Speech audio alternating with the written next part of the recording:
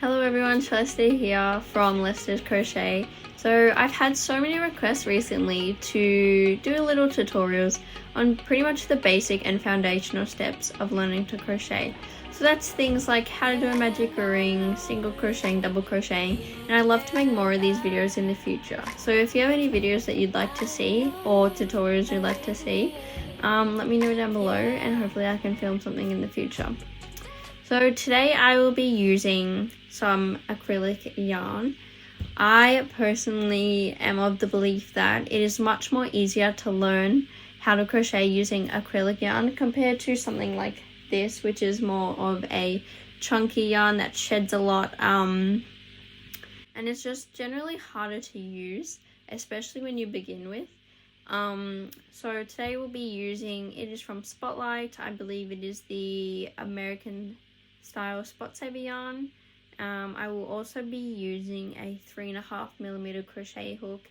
If you are just learning, I also recommend using a bigger hook, for example a 4.5 or 5mm crochet hook, because it's a lot easier to see the stitches and a lot easier to see if you make any mistakes or anything like that. So let's begin. So I'm going to grab the tail of my yarn and I'm going to let out a bit of yarn because you want to have room to move, right? You don't want to have the ball like pretty much on top of you.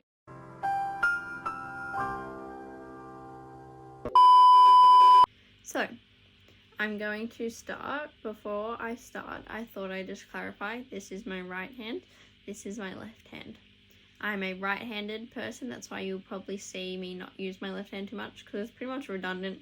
So to begin, I'm going to get my working yarn and I'm going to wrap it around my pointer finger.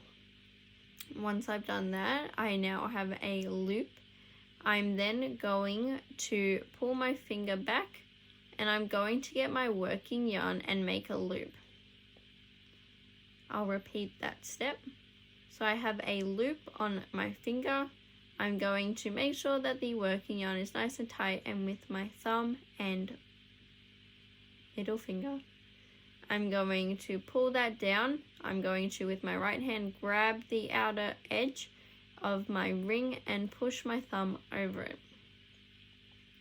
So what I am now left with is my original ring, and I also have my new loop here. I'm then going to get my crochet hook and I'm going to insert my hook under just my loop that we've made here, not with the round circle but just at the top. Once we've done that, I'm then going to take my thumb out. I'm going to grab with my thumb and my pointer finger the working yarn, and then with my other hand, with my pinky and my ring finger, I'm going to grab my other side. I'm then pulling it tight until I have a little loop on my hook.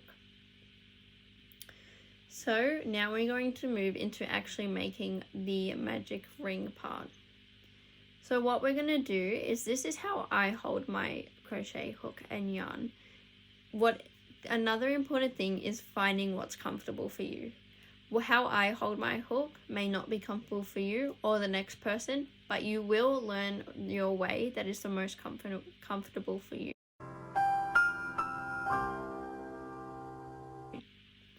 So I now have, with my left hand, I'm holding my working yarn, and with my right thumb and ring finger, I am holding my tail.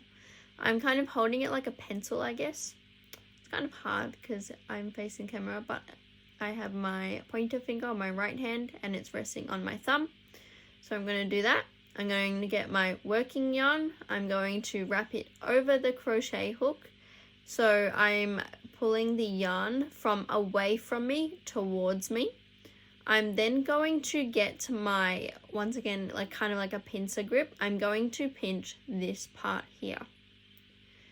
So I've created kind of a V shape now. I'm then going to turn my crochet hook so that I can catch the loop I made at the top, like this. What I'm then going to do, still holding the loop in my pincer grip, I'm going to pull the hook towards my right hand and through my original loop.